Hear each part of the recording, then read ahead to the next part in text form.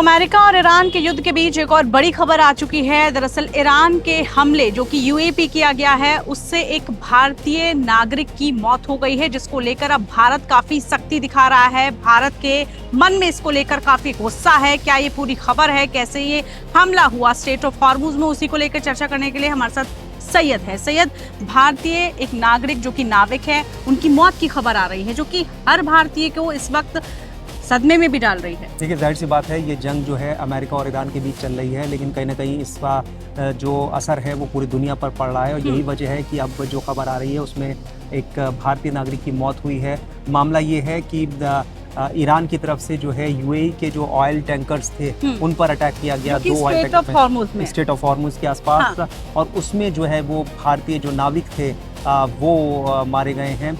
और इस मामले में जो है भारत सरकार की तरफ से, विदेश मंत्रालय की तरफ से जो ईरान के डिप्टी एम्बेसडर हैं, दूतावास जो हैं, हाँ, उन्हें तलब किया गया। हाँ। उनसे सवाल जवाब किए गए हैं और इस पर नाराजगी जाहिर की गई है। जाहिर सी बात है, भारत गुस्से में, बिल्कुल भारत गुस्से में है। और सैयद, इसमें बताया जा रहा है कि जो मर्चेंट नेवी वाले होते हैं, 8 उसमें सवार थे, जिसमें से जो 6 हैं वो भारतीय हैं।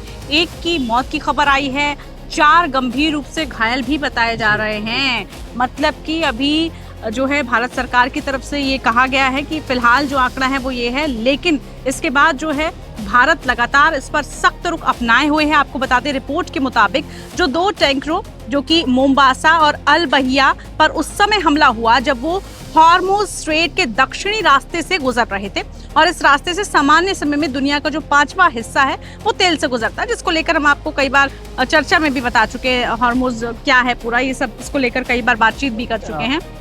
देखिए पूजा, ईरान यही कहता आया है कि हॉर्मुज पर उसका एकाधिकार है, जबकि अमेरिका कह रहा है कि नहीं, उसमें भी उसकी हिस्सेदारी होगी, वहाँ पर जो टैक्स वसूला जा रहा है। और इसी को लेकर ये पूरा जो है गतिरोध बना हुआ है दोनों देशों के बीच। उसका असर कितना बड़ा विश्व पर हम देख रहे हैं। उसका खामियाजा जो है वो सभी को उठाना पड़ रहा है कहीं ना कहीं, और लगातार ये युद्ध एक नया मोड़ लेता जा रहा है, नया मोड़ लेता जा रहा है। जैसे हम आपको जानकारी दे रहे थे कि भारतीय क्रू मेंबर की इसमें मौत हो गई, 8 अन्य घायल बताए जा रहे हैं, 4 गंभीर रूप से घायल हैं, और घायलों में 6 भारतीय और 2 यूक्रेनी नागरिक हैं।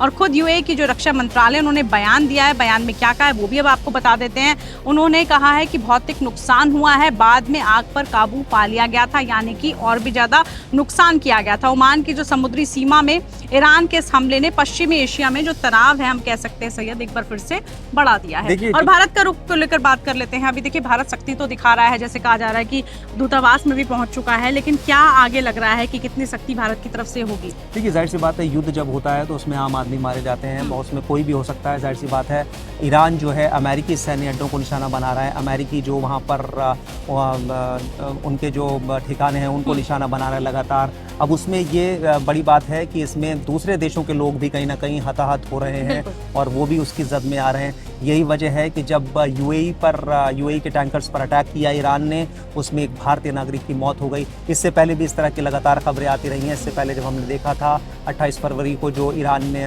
पर अटैक हुआ था अमेरिका और इजराइल के बाद, और ईरान ने जिस तरीके से अमेरिकी सैन्य अड्डों को निशाना बनाया था, उसमें इस तरह के हताहत होने की खबरें उस वक्त भी आई थी। बिल्कुल, और ऐसे में यही कहा जा सकता है कि जब 2 देशों के बीच में युद्ध होता है, लड़ाई होती है, तो वो सिर्फ 2 देशों के बीच तक नहीं रहता, उसका असर आसपास के मुल्कों से लेकर पूरे विश्व पर पड़ता हुआ नजर आता है, और हर कोई इससे जूझ भी रहा है। पिछले दिनों हमने देखा कि पूरा पश्चिमी एशिया कहें, भारत कहें, सभी पर इसका असर पड़ता हुआ नजर आया था। लेकिन भारतीय नाविक की जो मौत हुई है, उसके बाद भारत सरकार का अगला कदम क्या होगा, ये हमें देखना होगा।